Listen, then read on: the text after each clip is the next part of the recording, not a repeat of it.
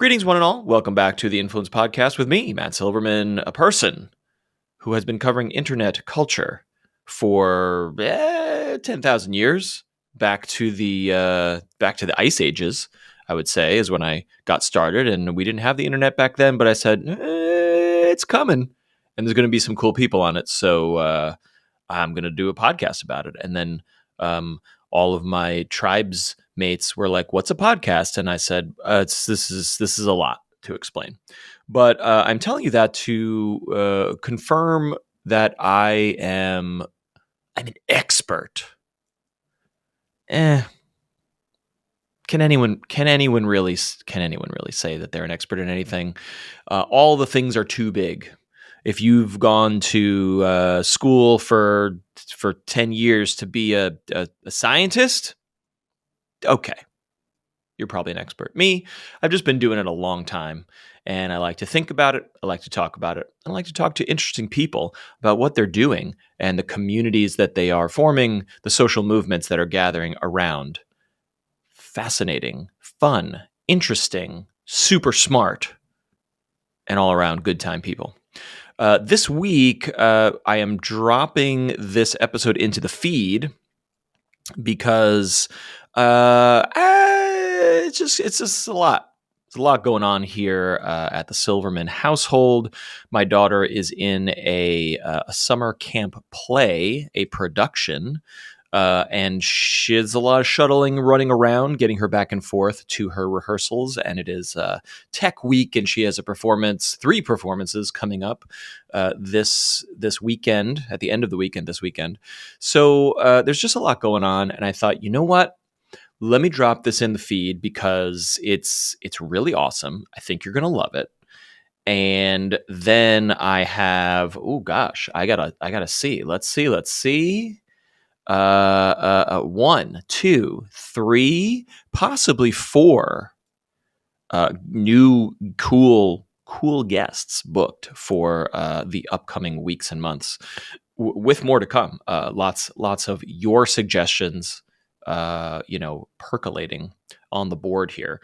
So I thought I might share this episode from my other podcast, which I co-host with my dear friend and colleague, Colette Bennett of Destructoid fame. She was in the OG crew of the Destructoid podcast, which was is and was a video game website from the earliest days of podcasting and video game coverage on this here World Wide Web. And she's also written for Kotaku and CNN and the Daily Dot and the Street, and now this is public information. When we talked about it on the other show, she's now at Playboy.com and has relaunched that website for the articles. She and her teams are doing journalism over there in the old school Playboy style. Excuse me. That's pretty great. So congrats to her. She and I chat every week on a little podcast we call Colette and Matt Have Entered the Chat, and it is about video games, our true number one artistic media passion. We love our families and our kids. She doesn't have kids, but I have kids, blah, blah, blah, nature, whatever. But really, what we actually love is video games. So we talk about that, and we talk about internet culture on that show often. And it's usually just she and I, but we occasionally have guests, and we actually have some pretty awesome guests coming up as well on that show. But back in ye old January 13th, 2023, we had 2 guests on that program who are Stardew Valley speedrunners. Now, if you are a video game enthusiast, you might be familiar with how speedrunning works. But if you are a layperson, I'll bring you up to speed briefly here, which is that video games exist, and we play them, and we have fun, and we enjoy them, and we play them in the way we like, and we play them with friends, and da-da-da. And then there are truly mentally ill people. I'm saying that with kindness, wink, wink. They're not actually, but I'm saying that to make fun of them, these beautiful people that I love to watch and interview. because there are some people amongst us who think, what if I could beat this game in the fastest time possible? What if I could get to the end quicker than anyone else? What if I could do these 7 tasks, which would take normal players 7, 8, 20, 50 hours, but what if I could do it in 20 minutes and 14 seconds? These are the speedrunners. They inhabit YouTube, Twitch, and Discords and subreddits and other many, many communities where video game enthusiasts hang out. And they are geniuses, because the ones who are good at it can find ways that us normal people cannot figure out to exploit the game mechanics, possibly glitches or holes, let's say, in the game, to get the fastest times possible. Now, most of the time when you are thinking about speedrunning a game, you are thinking about a game that has a beginning and an end, or a beatable system. Like, I saved the princess at the end of Super Mario Brothers. So who is the fastest person who ran from World 1-1 to World 8-4 and beat Bowser at the end of the Super Mario Brothers for the NES? That person has a time. We interviewed that world record holder on this very feed back in the Two Girls One podcast days. So we've covered this here. But this is interesting because the game Stardew Valley, which if you've probably heard of it, even if you are not familiar with it or you've not played it, is an extraordinary game, a beautiful game that is also extraordinarily popular, which is, people call it a farming sim, a life sim. You inherit a farm, you grow crops, you fish, you meet the townspeople, you go on adventures, you fall in love with your chosen dateable character. It is cozy, it's warm, it's fun, and it sprawls out in many directions because you can do whatever you want in this game. There is no way to necessarily beat Stardew Valley.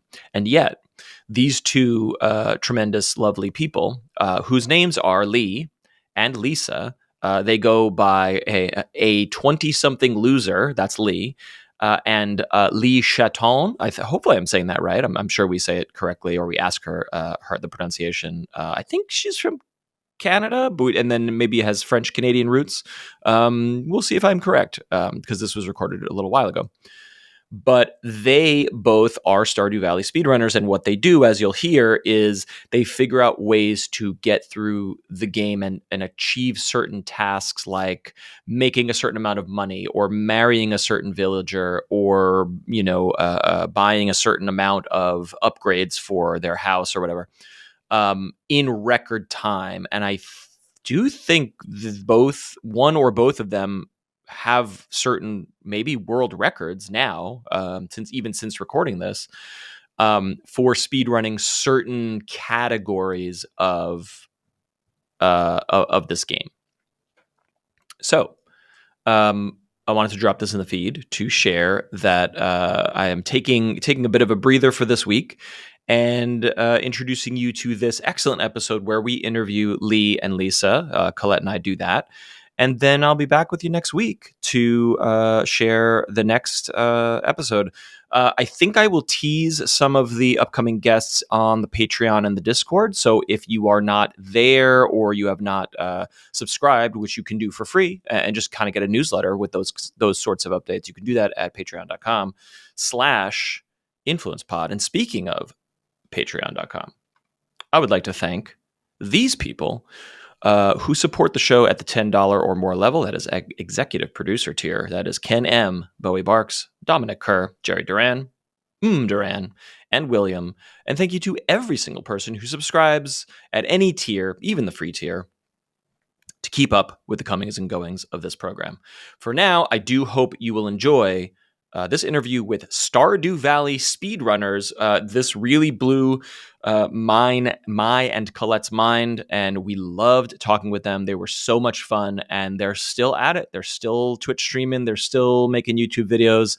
They are really wonderful, fun people, and they just love this game, and they have this wonderful community around them who loves the game and loves them.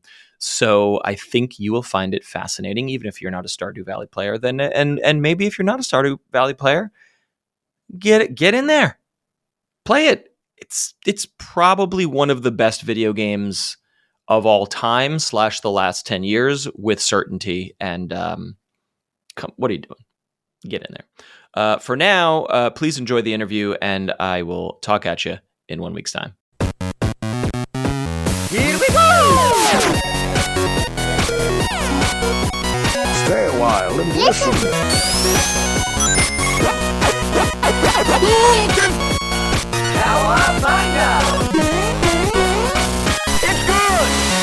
Welcome back to Colette and Matt have entered the chat. I'm sorry to say this. I have some breaking news. I have some breaking news for my own co-host.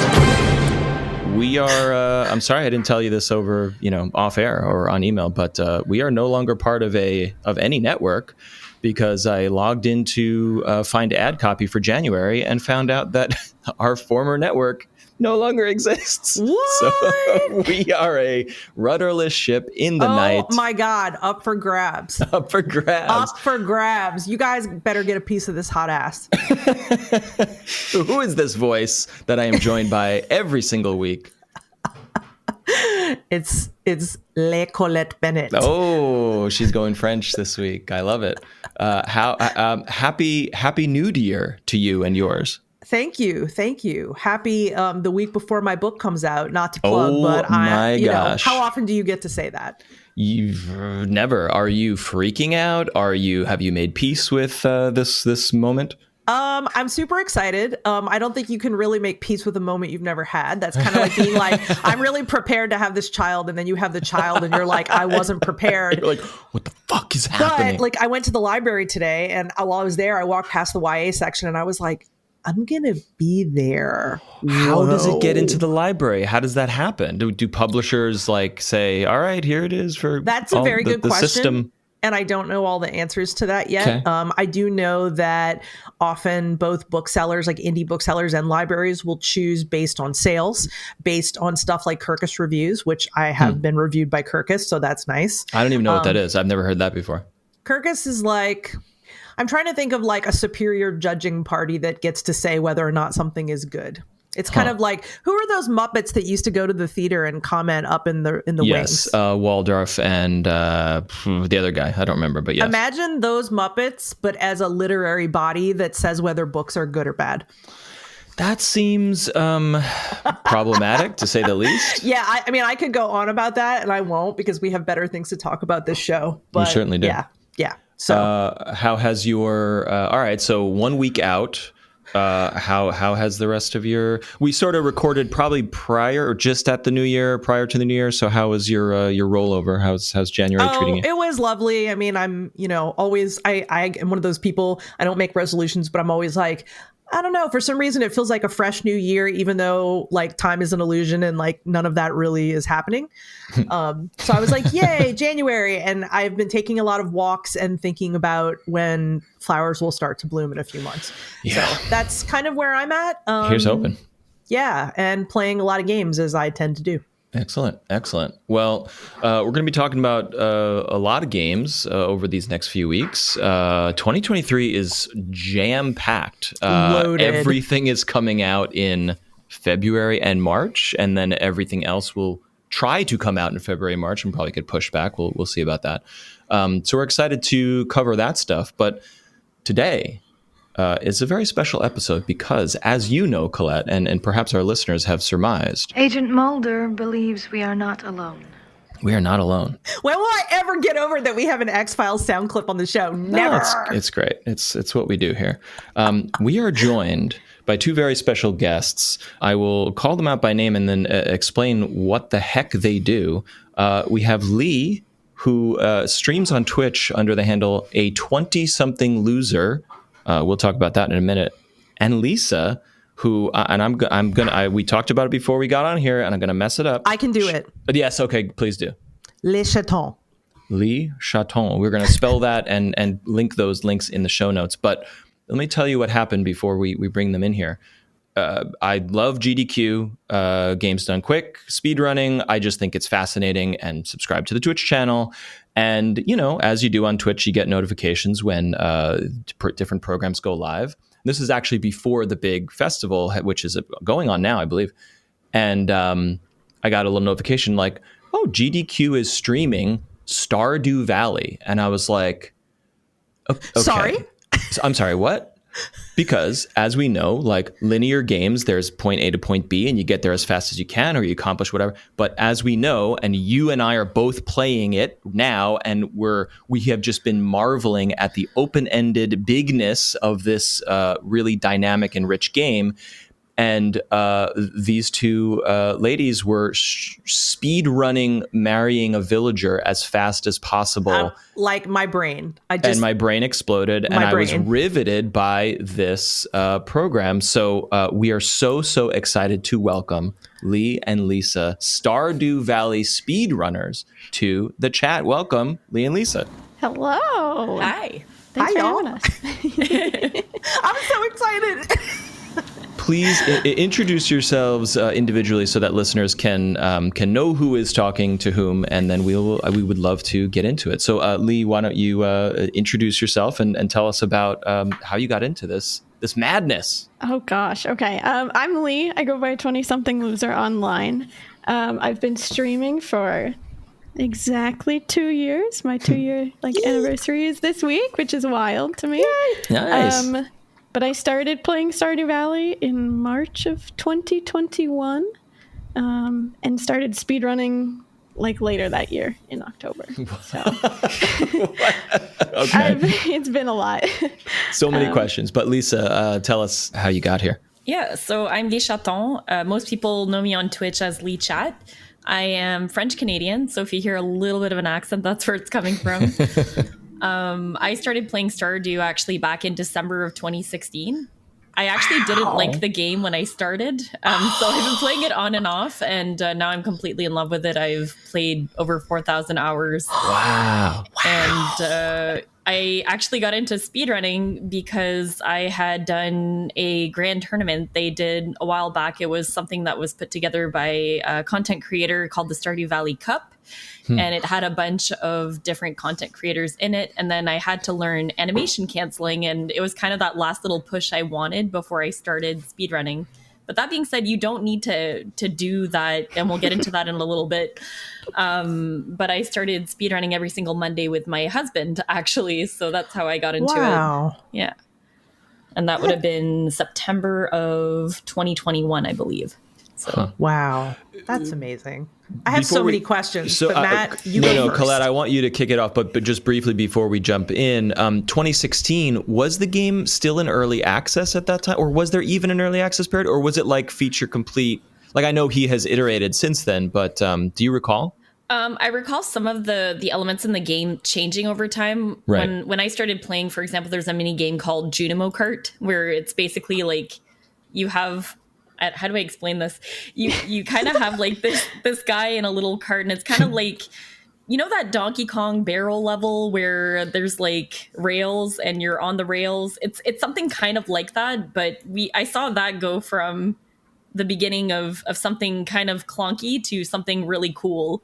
So a mini game within the game, but wow, there's been tons of updates, and probably the biggest one that dropped was the 1.5 update that came out right before I started streaming. So very cool.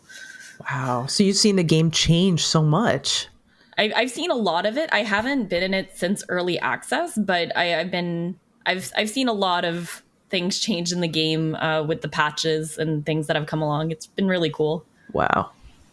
Which then changes the landscape of speedrunning and record keeping and all that stuff, which we could certainly get into. But Colette, I know you have 1,000 questions, so let's dive in here. Let's please. take turns, because I don't want to be dominating the entire conversation. so my first question to both of you is what did you see someone else do this, or were you just what would be really cool to speedrun? Stardew Valley. I just want to know how both of you came to this. Well, I only started speedrunning after the Stardew Valley Cup, which Lee Chat kind of already mentioned. Right. So I was inspired by seeing all these really cool content creators do these really cool speedrunning things with Stardew Valley. And I was like, hey, I kind of want to try that. So I did, and just dipped my toes into it, formed a route for my first ever run, which is to complete the fishing bundle. And then I just did it. This might be a stupid. Go ahead, Matt. No. I was just going to say, what is a timeline? What's a time frame for completing the fishing bundle? Because us normals are like, I guess on year 3, maybe I'll get around to that. So, like, what are we talking? An hour? My first ever run is actually on like speedrun.com because I was like so excited about it that I was like, let's upload it, let's do it. And so it's like 2 hours. 2 hours, but, okay. Like typical time range now, like once you get used to it, is like closer to an hour. Wow. Okay. Yeah. Yep. So funny enough, I actually, that was my first speedrun as well. I also did the fishing bundle, but I had done it multiplayer with my husband. So he got a little obsessed with it, and we ended up grinding our time to the point that we actually convinced 2 other people to run it with us to try to see if we could get more chance at the fish. And we have it down to, I think, 43 minutes roughly, something like that. Wow. There's different. It has to be different categories for single and co-op, because I assume Yes. co-op can do it faster. You can cover more ground. Or Not necessarily. Okay, that's interesting. The run that you both did on GDQ was fascinating, and I was sort of watching it while doing other things, so I couldn't pay, like, I wasn't listening to all the commentary, but it was like, all right, you do this and I'll do this, and if we grow these flowers as fast as possible, we can one of us can marry Penny within an hour 45 or whatever it was, right? And that's a co-op way to do it. Is that right? Yes. Like for a marriage run, that's my specialty, is marriage runs now. I moved off of bundles and went to marrying every single character in the game as fast as possible, because I love friendship mechanics in games. And so in terms of that run in particular, right, we both had to marry a character within the time frame. Got it. Like I married Abigail and Lee Chat married Penny. Okay. Within that time frame. So we each have kind of like our own tasks that we have to complete, but it has to be optimized within the run so that it makes sense for both of us. Right. Wow. So I just want to be transparent with both of you. Matt gave me both of your Twitches, and I wanted to watch this before this evening, and it did not happen. So I don't know how you pulled it off. I don't know if speedrunners are happy talking about like, oh, here's my strategy. But if that's okay, would you guys mind talking about like, well, how do you even start when you're like, I'm going to marry someone in 45 minutes? So I think I'm gonna let Lee actually answer this one. Marriage is really it's really Lee's baby. Like she knows how to marry everybody in the game, and she routed us out. So I'll let Lee answer. Awesome. Yeah. Clint, you know how your book might be like your baby? My marriage routes are my babies. I'm the one who's like created these and has taken the time to like actually route and kind of figure out like the point system behind each of the characters and so forth to find like the fastest route. So in order to do so, essentially what you have to do for a marriage route is you have to get a loved gift that your character particularly likes. So for example, the most common marriage candidate is Shane in Stardew Valley. He really likes... no. Yeah. He's such a dick. Yeah, but he's the fastest. He's the worst, but he's the fastest. He's the fastest, yeah. Interesting. Okay, Yeah, I didn't realize to know. that some were faster than others either. Oh, yeah. And so, wait, and I know that you're about to get into this, Lee, but I have to just like, when you're playing normally, as a normal person, your min-maxing brain is like, well, there must be a formula of like, within spring, I can only grow these crops and acquire these resources with these tools. Therefore, I can only, even if I do everything perfectly, I can, like, there is a speedrunning mentality that you could go down, but it's so open-ended that the amount of like trial and error and experimentation is so, there's so many permutations. Like if you're running Super Mario Brothers, if you save this guy saves a frame and now he's the new world record. Like it's so different than that. That's what blew my mind when I first saw it. You know what I mean? And yeah, it's very different speedrunning Stardew Valley compared to like any other game. Yeah. Completely different. Just because there's so many different ways that you could take each run, and so many different areas that you can actually speedrun and make up different runs within too, which is really fun. So it's like it has like limitless possibilities, really. True. You could just about speedrun anything. Like LeChat and I had previously done a speedrun where we acquired a horse and acquired a pink cowboy hat and then drank a beer and called it yeehaw percentage. Like, Nice. You can speedrun just about anything in this game and make up however run you want to do. I'm not going to lie. I could not be more fascinated because when I don't know if this was 2 years ago, but because I have ADHD and my brain doesn't parse time, but basically like I got really into Hades, like where I was grinding it like every night for hours and I loved it so much. And I thought about speedrunning it at the time and I went and looked at other speedrunners and then I was like, no, they're all really fast. Like I'm just going to suck. Like I'm not going to do this. And I talked myself out of it. And I always wondered, like, well, what would it have been like if I had tried, you know? And I also thought, oh, well, you have to speedrun certain types of games. So I'm not kidding. When Matt was like, look at these women, I was like, my mind literally is blown because I never would have thought. So like, you guys don't realize this until now, I guess, but like you single-handedly made me go, really? Like that opens up so much of the world that I didn't even think about. Mm-hmm. It's definitely one of those categories of games that you wouldn't expect to see in a speedrun. Yeah. And I feel like a lot of the time when you do mention speedrunning, everyone just thinks of the community center. How fast can you complete the community center? Right. Yeah. Which is, yes, it is the Stardew speedrun, but there's other things you can do too. And one thing that I've really enjoyed seeing in the past couple of years is watching how much the Stardew community has grown and the amount of exposure it's gotten with different events and, you know, just appearances. It's been really, really cool to see that. What's the current, you know, milestone or world record for full community center? Roughly, is it a couple hours? Is it 10 hours? I think it's around 2.5. 2.5. Wow. And it's by somebody who's been doing it forever and has taught me a lot about speedrunning. So I don't know if we typically shout people out, but I can say their name. It's you can. Please do.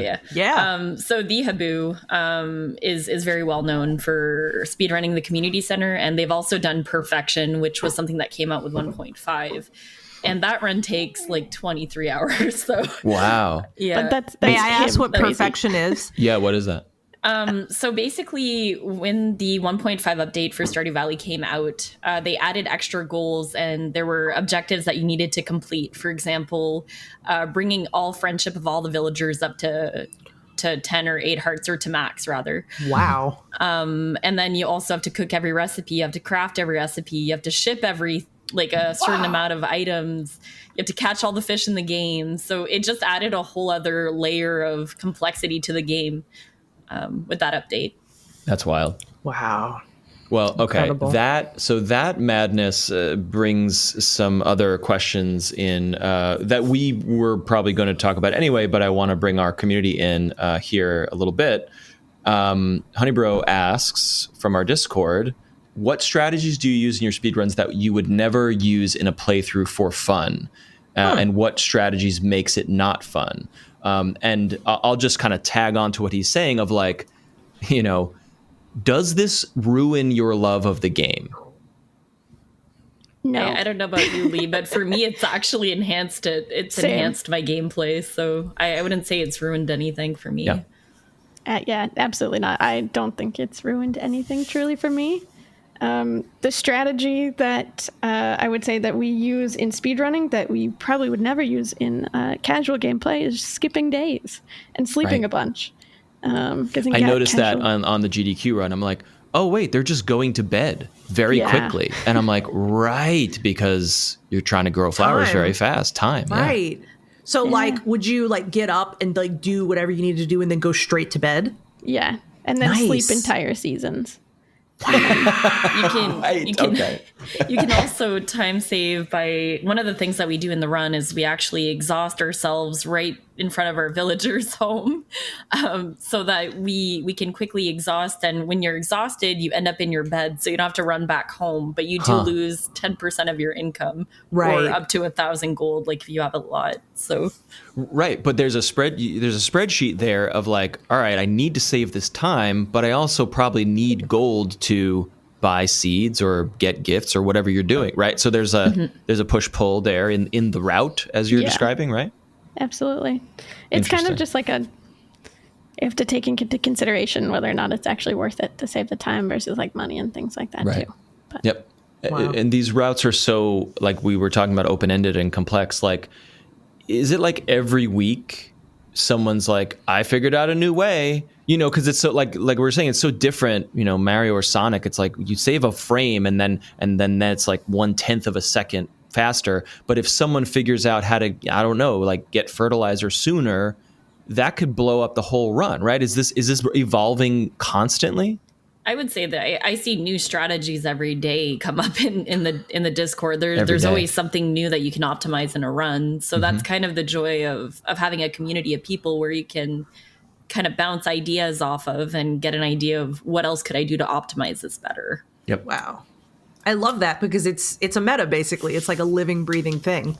Exactly. yes. Wow.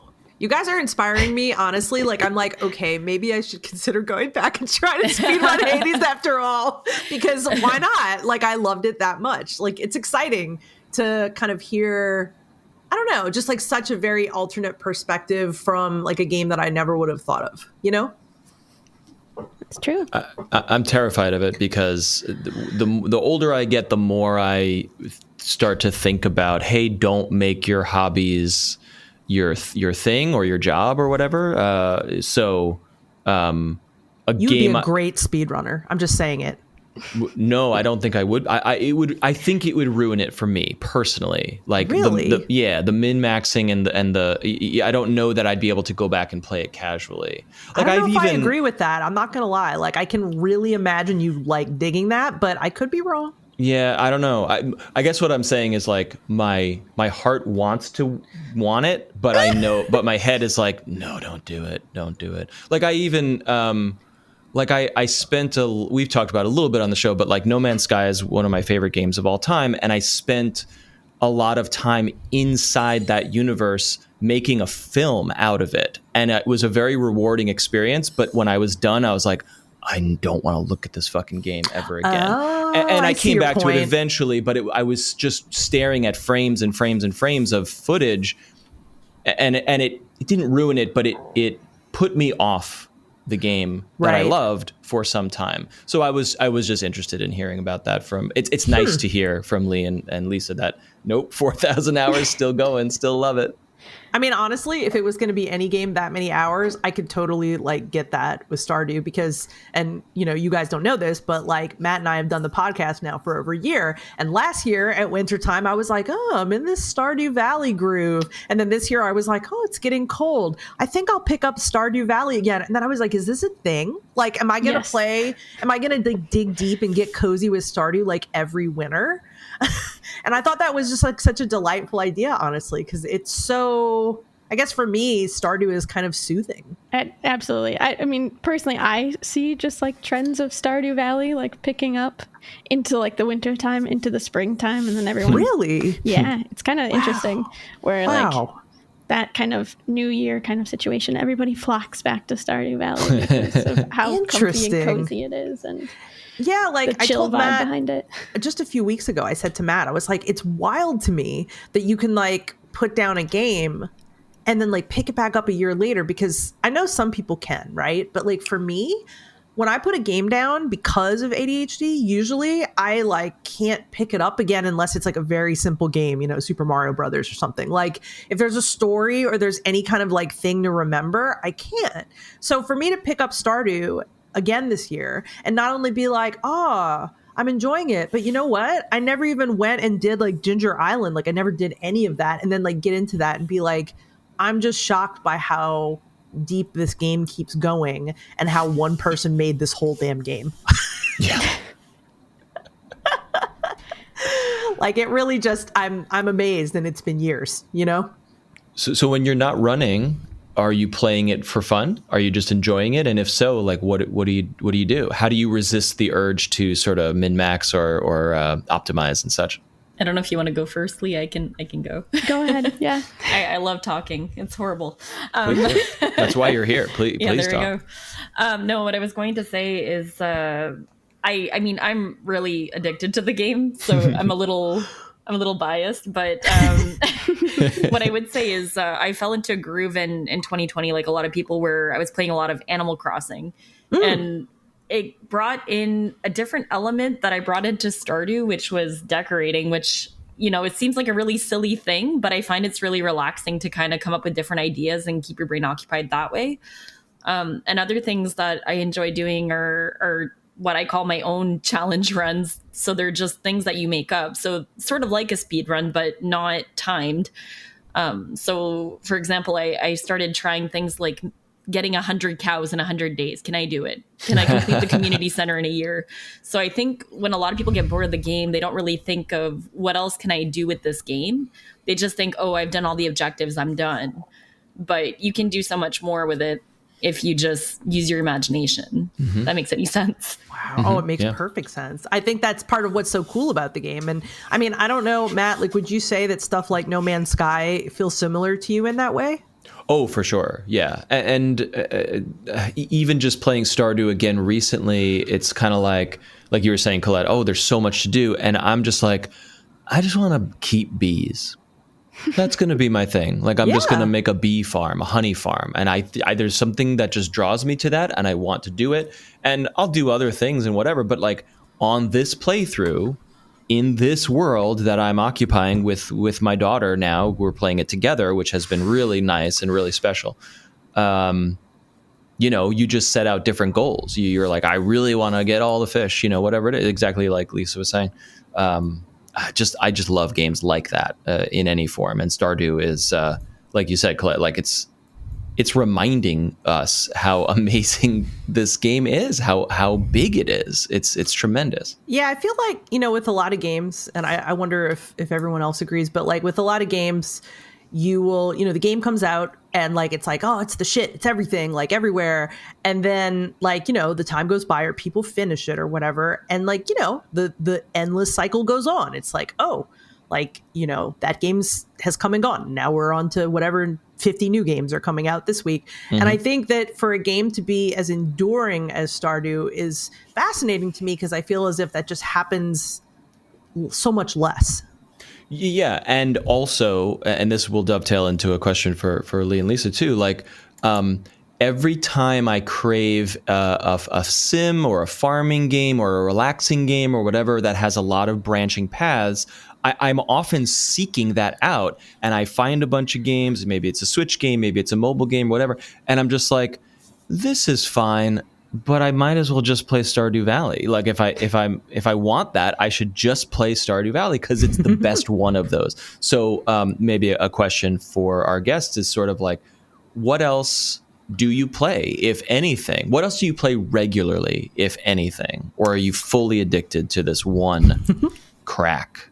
That's the Stardew Valley curse. You compare every single game, every single farming simulator game to Stardew Valley, because it's just, right. There's nothing as good as that. Time. That's right. Yeah.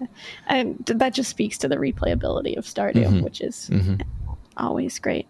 Outside of Stardew, I mean, currently, I also speedrun Call to the Lamb, which is a completely different game. Yeah. But also recently, LeChat and I have been getting into a game called Played Up, which is a like multiplayer game. Oh my god! Hold on, here it is. Wait. Yes. Thank you for playing the K-pop horn. I don't know how many months ago it was, but it was very random. It was like, I think it was my husband actually, who's like a sleuth. He's amazing. He does it for work and he does it like for fun. And he was like, I found this game and like I don't know why I'm tempted to play it, because all the characters look like characters from like AIM Instant Messenger, but like I really want to play it. And I was like, okay. And we played it, and I think that night we played for like something like 5 hours. Like we couldn't stop playing it. Like we were so addicted to it.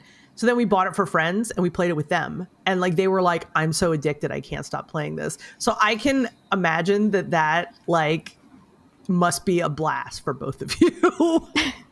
Legit, I think we started playing last weekend, and we have played almost every night since then. Oh my god! Okay, wait. And have you guys and then hop into like a lobby? Hell yes. Have you guys found the guy on YouTube yet? His name is the Ontario Gardener, and he's just done like exhaustive YouTube videos about his runs. Like my husband and I have watched his runs and just been like mouths to the floor because he. Yeah, find him. He has, I think he's probably got like 50 videos about Played Up. Is he Canadian? I think, but I'm not 100% sure. He might be. Yeah, he might be. A Canadian gardener. I think I've met my soulmate. Okay. Don't tell my husband. So what's crazy is that like we got curious. We're like, what does this guy do? Like he's amazing. And in fact, the reason why he made that handle is because he was, and maybe still is, a gardener. Like he has old stuff on his YouTube that's like, yeah, like this is like my garden, and like it seems as if so he pivoted at some point. Yeah, or right does but both. Then we were like, okay, so like he keeps a farm, which is freaking amazing on top of everything else. And then he was like, I'm gonna like we wondered, we were like, was he a developer? Like why did he Played Up so much? But at the time, and this was probably like 3 months ago, he was the only person making like really detailed videos about Played Up. And I think since then, a lot of other people have certainly been like, oh yeah, like, and made videos and stuff. But like, if you're like, oh, I really want to get multiple franchises, or I really want to learn how to get like really deep into it, he's the guy. Wow. Yeah, I'm really intrigued. Wow. I just want to go look at this up. Yeah, no, I recently found out that there's speedruns for Played Up as well. So it opens up a whole new. Oh my god! So you're playing for enjoyment. You're not speedrunning right now. No, not yet, anyway. Not yet. Yeah. Okay. But honestly, I can so easily see like the temptation to, because I feel as if like my husband and I played Overcooked, and I loved the aesthetic of Overcooked, but like both of us got very pissed off about how hard it got at some points. And I was like, I feel sometimes like I wanted to kind of throw the controller, and like it was a bummer because I liked everything else about the game so much. And we both felt like Played Up was like, okay, clearly it's got like, some similarities to Overcooked, but because you can rearrange your kitchen every single level you play, it felt so, I don't know, like incredibly different to both of us. And so to us, every level you played was like a strategy. And we loved it. This is making me want to play Played Up really bad.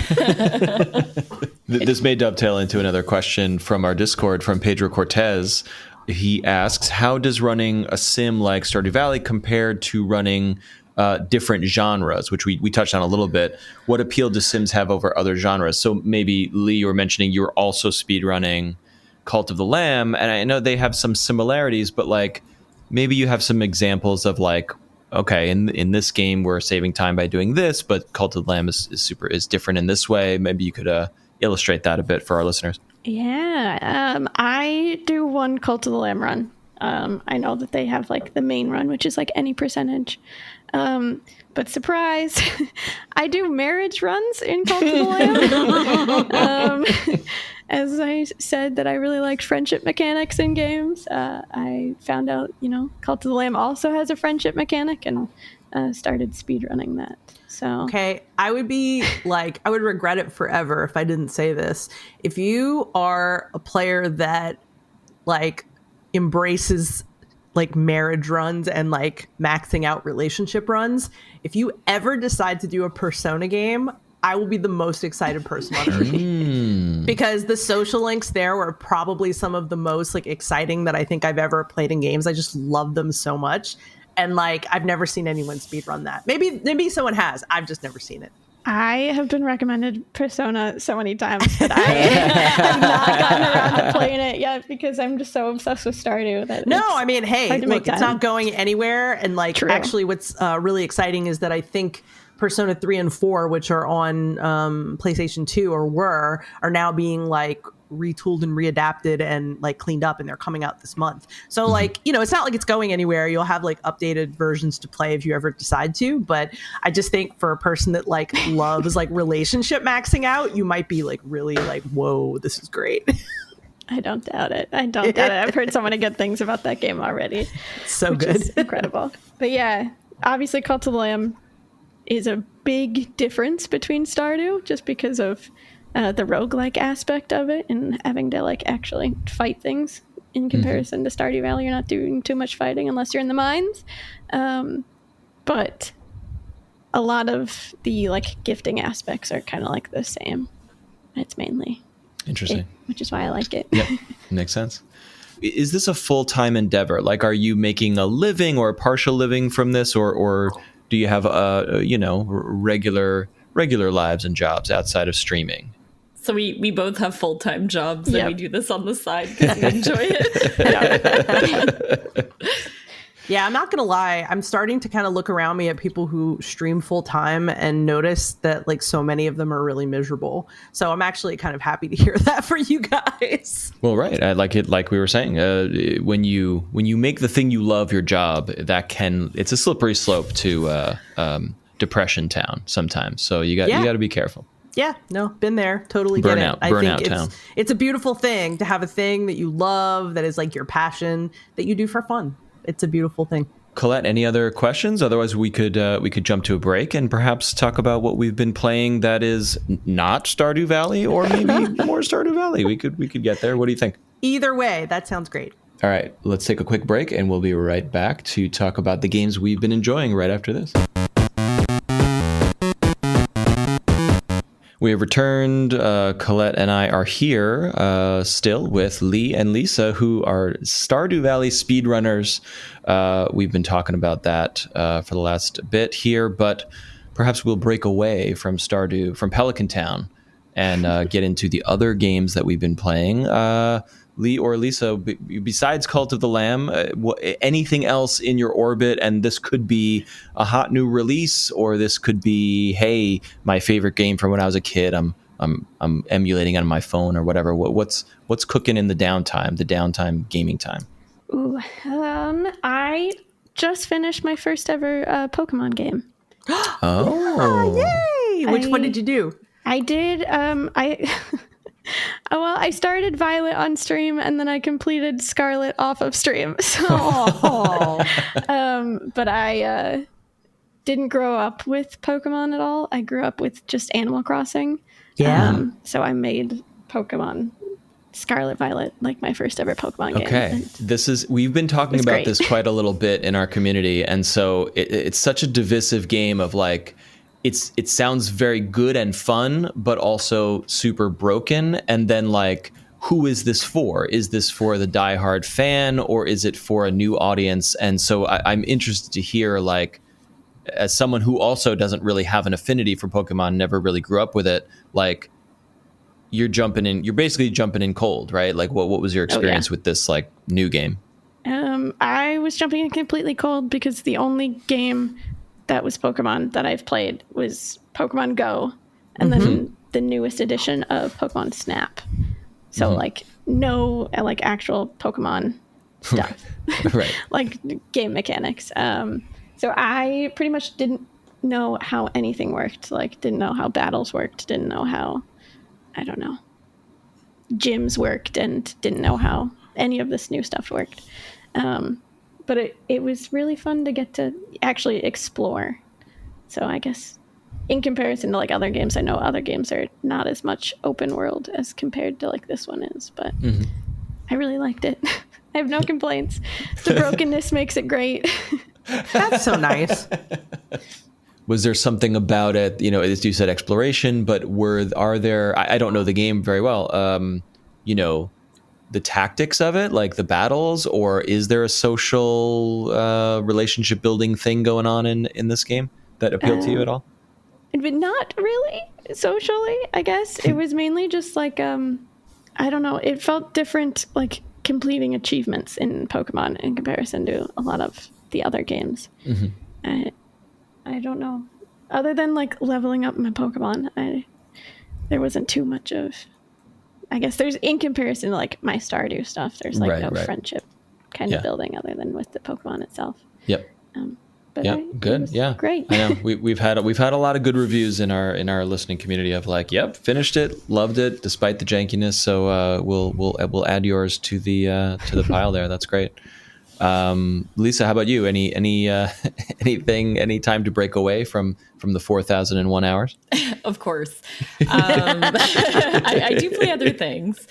So the one that I've almost completed is called Lemon Cake. And it is what it sounds like. I really enjoy a lot of cooking simulators generally, and Don't Starve Together is one that I always tend to come back to and then dip away. It's kind of like another Stardew Valley, but not.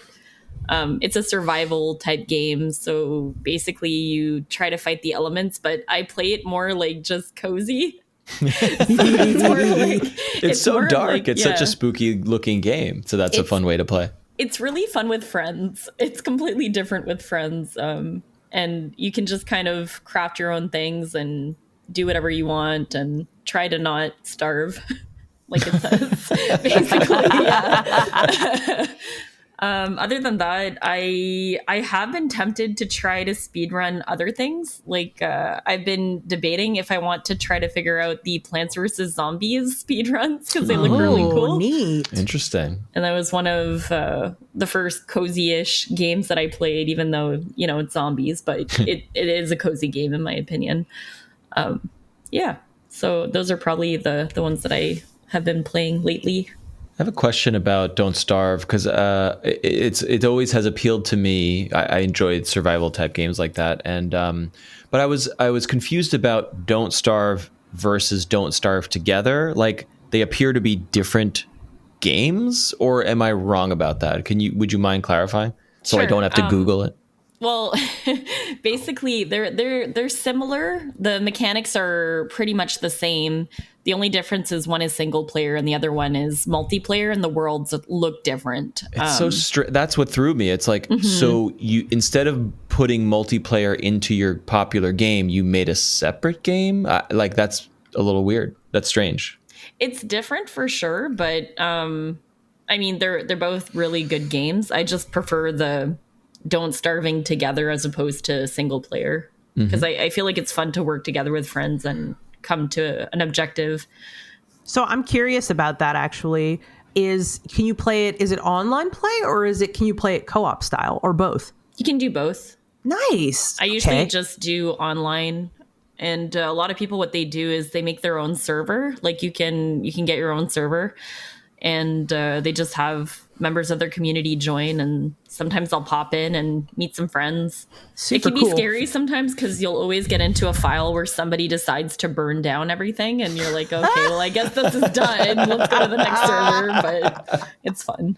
Oh my God, that's great. Yeah, my husband and I are always looking for co-op games. So just curious. That's awesome. Yeah, I feel like that might fit the bill for you both. Yeah. Yeah. It might tick some boxes. Definitely would recommend Snipper Clips as well if you have a Switch. Oh, I okay. do. And funny enough, when it first came out, I remember thinking, oh, that seems fun. And then getting distracted by Breath of the Wild. So it's Sure. like a perfect thing to be like, yeah, let me go back. It's just a cute game. Like it's not a very, very long game, but what's fun is you kind of work with your partner to try to make shapes, which I really think is fun. And if you mess up, it just resets the level. It's kind of like a puzzle type game. Yeah. Totally forgot about Snipper Clips, and now it's making me wonder if that might fit the bill for the kids too. Play as a family or as a group. So that's a good reminder. I like that. Excellent. All right, Colette, what do you got? Well, I really wanted to be able to be like, I'm playing cool new shit this week, but I'm still just playing Core Keeper, which kind of to me is like, my husband, when he recommended this game to me, he was like, so just imagine if you played Stardew, but you just stayed in the mines. Which honestly, that's not like a perfect description, but like, you are in mines the entire game. Like the whole game takes place in a mine. And I have to say that like that has been incredibly fun for me, for both of us. I think what's the coolest aspect about it is that, like, for instance, and I thought this was just a really cool bit. So like when you start digging in the cave, what's around you is like little slimes that like, you know, they don't really attack, but like, you know, you need to kill them to get them out of the way. Or like these little creatures that like have a little jump. And you're like, okay, cool. And so, you know, you build your base and then eventually you get wood and you're able to build walls. And you're like, okay, cool, I'll build some walls. And, you know, the slimes and the other little guys can't get in your walls. But then you dig deeper into the cave and you get further out into the cave system and you bump into other stuff like stronger creatures, which of course you're like leveling your stuff up as you go. But what I think is so interesting is that then like you meet characters that they'll follow you back to the base and they'll destroy your walls. Yeah. And last night my husband and I were like, what the fuck? Like we were like so aggravated with the whole thing. And then it was like, oh, well by now you've started to collect stone.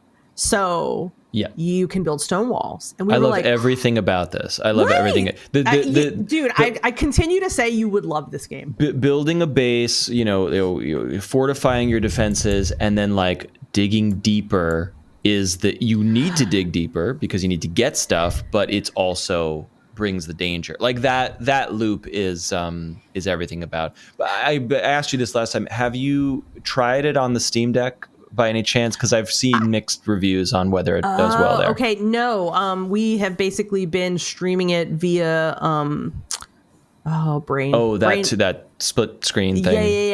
Yeah, Nucleus co-op. So like we've been doing it that way. But no, I haven't fired it up on the Steam Deck yet, so I'm not sure. But you can play it with a lot of people, which I think is neat. We so my husband has played it twice on the Steam Deck. I have not asked him about performance, but he hasn't, you know, he was like, yeah, it was fun. Okay. So I assume that, you know, he was okay with playing it there. But you can play it with a lot of people. I think you can play with up to 8, if I'm not mistaken. Right. I think you mentioned that. Yeah. I might ping him and just say like, what settings were you using and how's it going? Yeah, you should. But I mean, you know, it's a very low, you know, graphically. I mean, it's, you know, even, you know, it's even spritier, may I say, than, you know, Stardew is. But like it's great. Like I'm really enjoying this concept of like you're in a cave and like the only way you can figure out what to do is just to dig in a direction and find out what you find. And like that discovery aspect is really fun.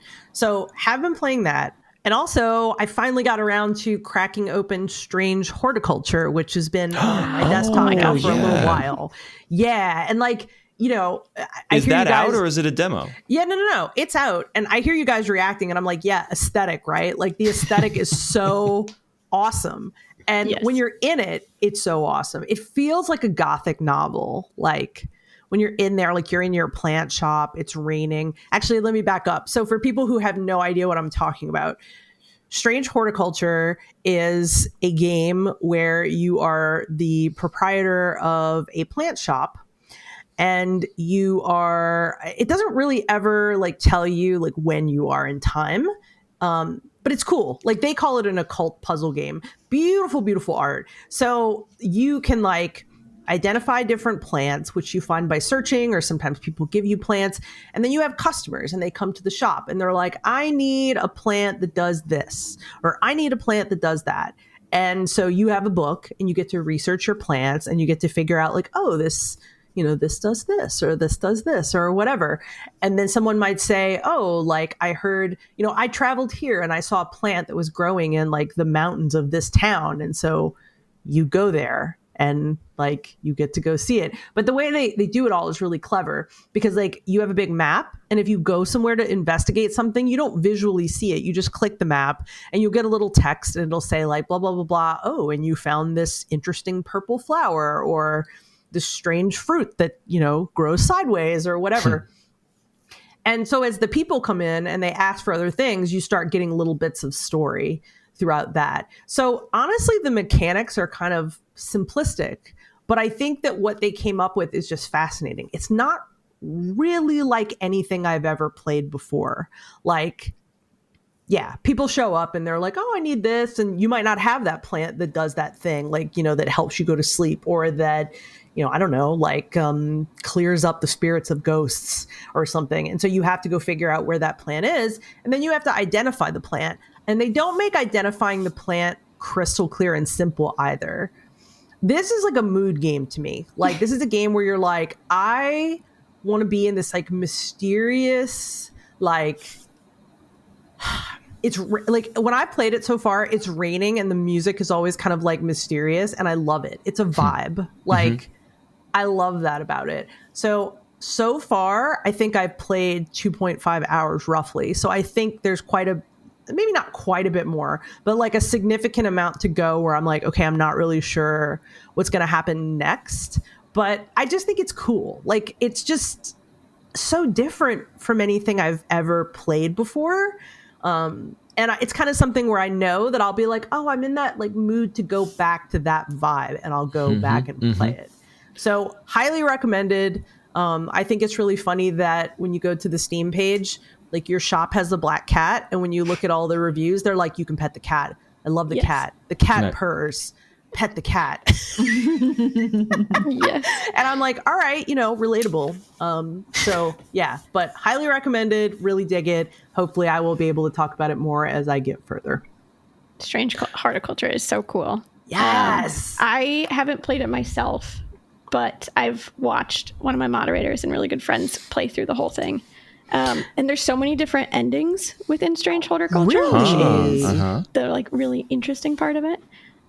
And you can also speedrun it too. Of course.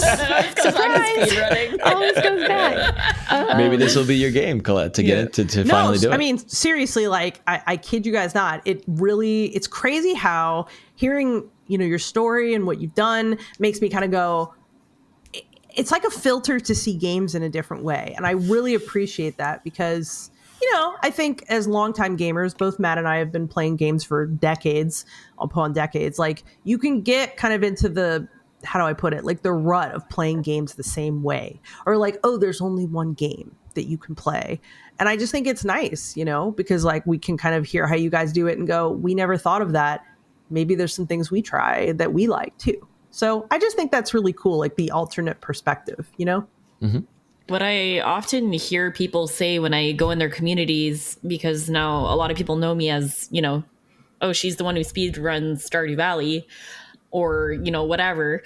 I go into their chats and they say, I really want to try this, but I have to learn this. And I'm like, okay, well, if you're interested in it and it's something you want to learn, like, I can help if you want help. But I think the hardest part comes down to intimidation. Like, people are scared to try something new. Yeah. They think, I'm going to fail at this. And yeah, that's the whole point of speedrunning. You're going to fail, and you're going to fail again, and you're going to fail with people watching you. That's part of the fun. But one thing that I've really enjoyed is, as I'm learning these new runs, before I wanted to do them all off stream. And now I'm like, well, why am I doing this off stream?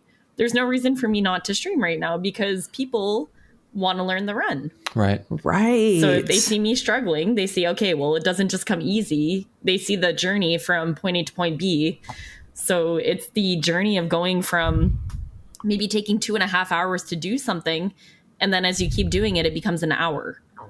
And then it feels that much more, you're that much more proud of it, and your community learned it with you. So what I always tell people who are thinking about doing it, I said, just do it. Yeah. Such good and needed advice. Right. And literally for anything, it's practice, it's rehearsal. I want to play the piano. Well, you're going to suck for a very long time until you finally figure out how that all works. And that's the journey. This leads me to another question that I've always wondered about speedrunning in general. And like you say, kind of doing it in public, of like, you're working on it. And then you have a stream where it's like, oh, I did it, or I hit a time or whatever. Like, how is that verified? How does the community all agree, like, okay, this sort of, random streamer claims that he or she did this, like, because like for GDQ or specific world record runs, there are people saying, and go, you know what I mean? But like, how does that all work to, officially, technically, all that stuff? The runs vary, but all of the runs are timed using the same program, so live split. And there's 2 times that you'll have on your stream. You'll have the real time, which is when you push go, that is the time. And then you'll have another time underneath, which is your in-game time. So what the in-game time means is Let's say that I'm in a solo run and I have a little bit of internet delay or something like that, or the time that it takes for the game to respond with your computer or whatever it is. That in-game time is the actual time it took you to do the run without the sleeping, if you think about it that way, in a way. And okay. So we use that time. So that's to do with how you time the run. And then for the rest of it, it's all part of the community. So the community decides on the runs. The perfect example is they added a bunch of meme runs like last March, and the community voted and they said, yeah, I want parsnip percent to be a run on the board as an example. And that's a very simple run, but it does have some strategy to it. And basically the goal is to hoe the ground, throw a parsnip seed in it and water it for 5 days. And then you pick your parsnip and that's your time. So great. The time starts the minute you hit that go button. I could do that. Yeah. That's cool. That's cool. So basically, in short, I could do it if I just allowed myself to try. Yes. Mm-hmm. Yeah. Exactly. Shit. I need a coach to tell me that every day of my life, but Right. There's more to it, obviously, but that's just the basic principles. You need a timer, and you just need to know the rules of the run and figure out how you want to do it. Mm-hmm. Super cool. Yeah. To keep track of like world records and things like that, it's just all done through speedrun.com. Yes. Nice. So you just submit it, and then they have a bunch of moderators who verify the runs. There's a bunch of rule sets that you follow. Wow. Yeah. I love that. Yeah. I love that. I love the community around it too, that it is this sort of communal, like we're all in this and we're all figuring it out together and agreeing on certain terms and systems and everything. So yeah, it's really cool.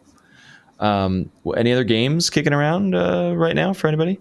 That's it for me. I mean, I'm kind of balancing between those two. Nice.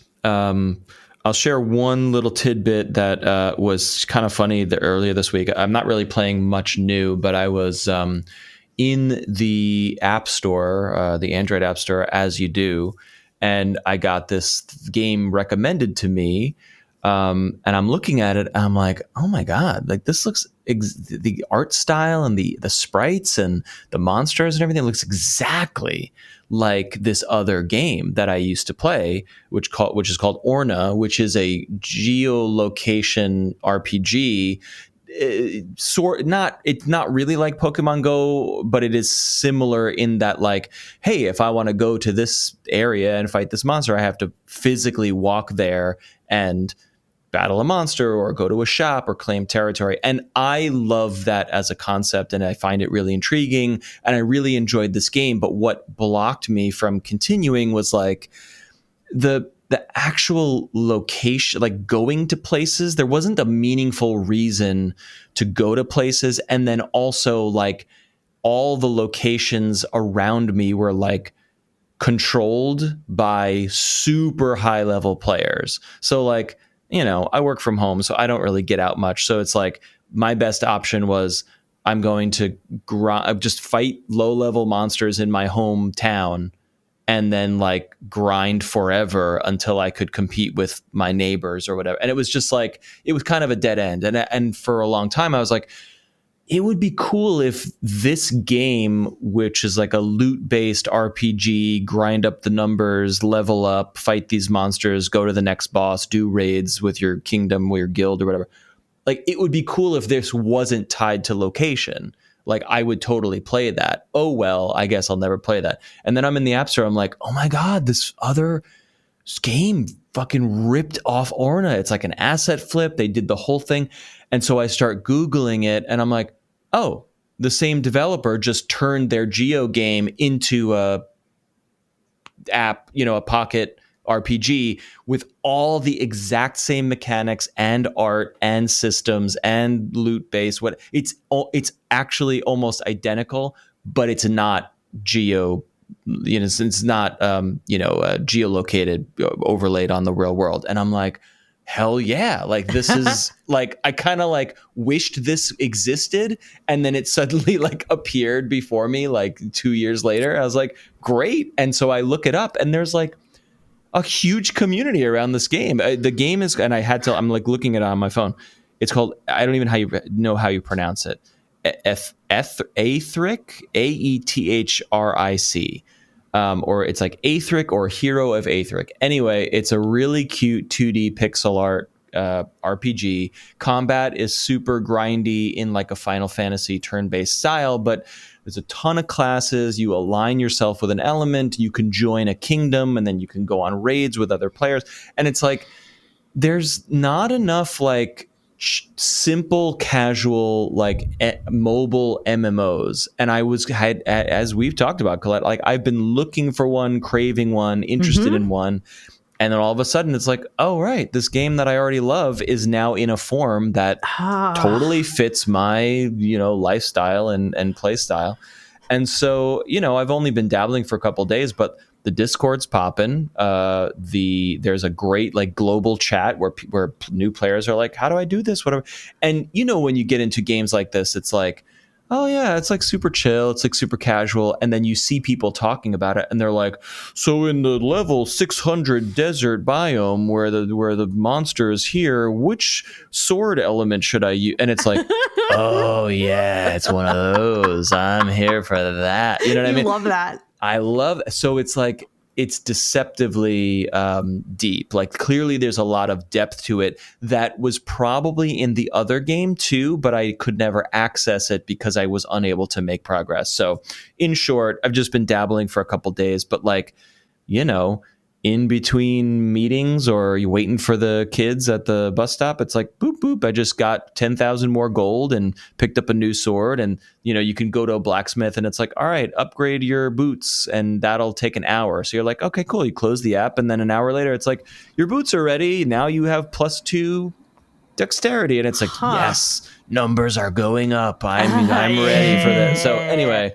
a happy little accident that just fell into my phone, and I am enjoying it. So that's check so nice. it out. Because It's nice. I'm not gonna lie, I do enjoy mobile gaming, but lately, especially, and by lately I mean like the past like 6 months to a year. Every time I'm like, yeah, that sounds kind of fun. I download it, and it's like, would you like an ad? Would you like to click this and get a bunch of stuff and watch this ad? And I'm like, okay, look, I understand, but like, just charge me $10 or $20 up front so I don't have to do this.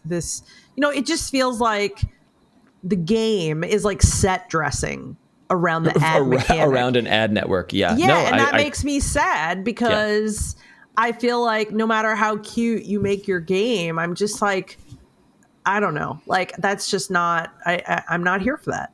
We were talking about this a little bit in the Discord. Ponkel, the developer of Vampire Survivors, our game of the year, spoilers alert, he or they, I don't even know, were saying like, so here's the story. Everyone was copying my game on mobile, so I had to put it out fast. Yep. And I was trying to find developers to like port the game, and all of them were like, they were like, well, of course you're going to put in this shitty, abusive monetization system, right? And they were like, no, I don't want to do that. And so like it took them time to even get the game on phones because there was no developer who wasn't shitty to make it. So that right there was just super telling about the mobile ecosystem and where we're headed. Orna, before this game, was very ethical. I think you could pay for like skins or you could buy potion packs or whatever, but there was no pay to win, whatever. And this is exactly the same. Like you can buy cool outfits, but there's no like, hey, you're done for the day, get more gems. Like none of that bullshit is in this. It seems very, very community driven, very ethical. Oh, it's in early access too. It's like a mobile early access. So the game seems to be evolving as we go. So I was just thrilled to see like a really robust community who had come over from the other game being like, yeah, like it's here. So maybe there is hope after all. There is. There always is. You just need those hits to lead the way. Those Vampire Survivors to be like, yeah, I'll make millions of dollars by doing it this way, and it's not shitty. We can have nice things. So there you are. Love it. That's it. We're going to get out of here, but thank you so much to Lee and Lisa for joining us and talking Stardew speedrunning on this very special episode. Of course. Thanks so much for having us. Thank It's you. been a blast. remind listeners, we will link to your Twitch channels and social medias in the show notes, but just remind listeners here at the end of the show where they can subscribe and follow and check out your work. Yeah, I'm Lee. I go by a 20-something loser online, pretty much on every platform with just that same handle. Lots of speedrunning. I can be found on Twitch under twitch.tv/Lichaton. So it's Lichatton. And it's pretty much the same on all platforms as well. And yeah, thank you. Excellent. We'll follow you there. As always, if you're in our listening community, hop into our Discord. That link is in our show notes as always. And you can get at us on social media and email. You can always find those links down below. Colette Bennett, the final word is yours as always. I got nothing. Wow. You know it's coming every single episode, and yet But there's you a cat never... licking my arm. I'm distracted. Honestly, I think that works. We're out of here. See you next week. Bye. Bye.